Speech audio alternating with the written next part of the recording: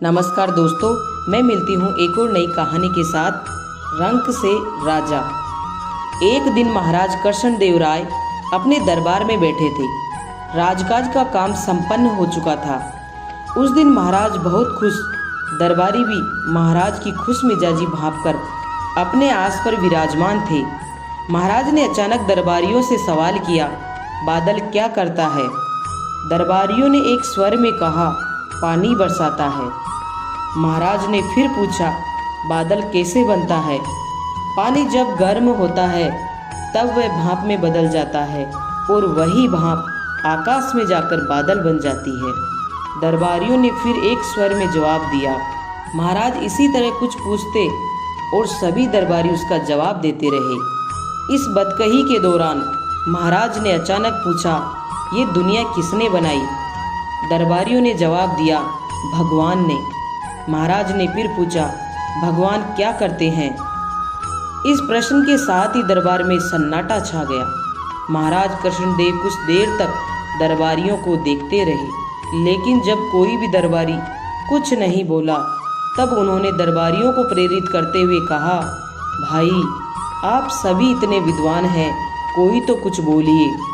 इसके बाद भगवान के कार्य को लेकर दरबारियों में बहस सी होने लगी। किसी ने भगवान को दुनिया के कार्य व्यापार चलाने वाला बताया तो किसी ने कहा कि आदमी के कामकाज में भगवान कोई दखल नहीं देते। भगवान के कार्य के बारे में जैसे ही कोई दरबारी अपनी कोई युक्ति देता, वैसे ही दूसरा दरबारी अपने तर्क से उस युक्ति को गलत ठहरा देता। दरबार में देर तक बहस होती रही, कोई नतीजा नहीं निकला। इसी बीच दरबार में गोपाल भांड आया। दरबार में आकर वह अपने आसन पर बैठा और चुपचाप दरबारियों में चल रही बहस को सुनता रहा।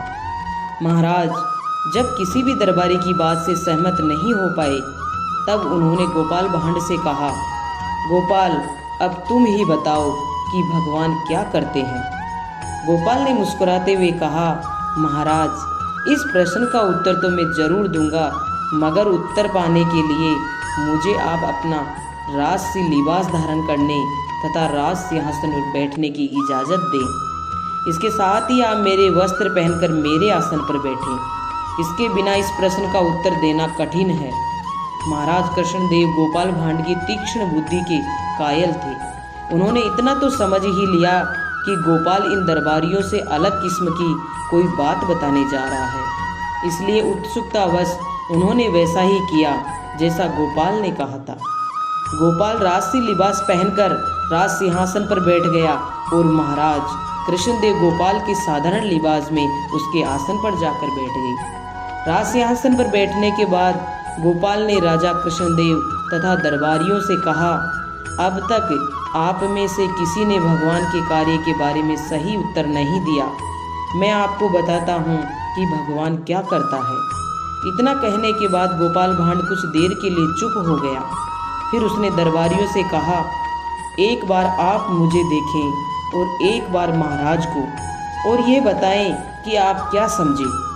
दरबारी कुछ समझ नहीं पा रहे थे कि राज सिंहासन पर बैठा गोपाल भांड उन्हें क्या समझाना चाहता है।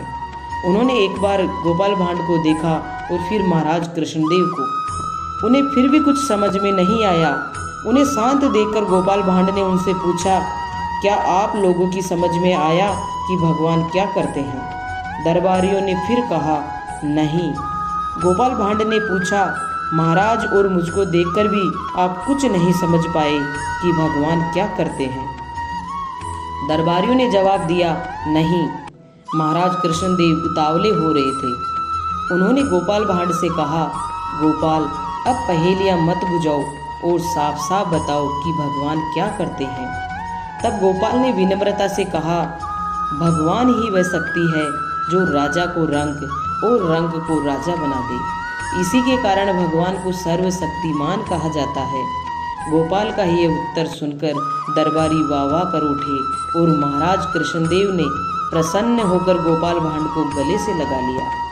देखा आपने दोस्तों कि समय के पहिए को कोई नहीं रोक सकता और हम में से ये कोई नहीं जानता कि कब वक्त हमें राजा से रंक बना दे और रंक से राजा बना दे। तो कैसा लगा ये वीडियो आपको एक प्यारा सा कमेंट करके ज़रूर बताना। और अगर आपको हमारा ये वीडियो पसंद आया है तो प्लीज़ इसे लाइक करें और अपने दोस्तों के साथ शेयर करें। साथ ही हमारे YouTube चैनल को सब्सक्राइब करना ना भूलें। फिर मिलेंगे एक नई कहानी के साथ, तब तक के लिए धन्यवाद।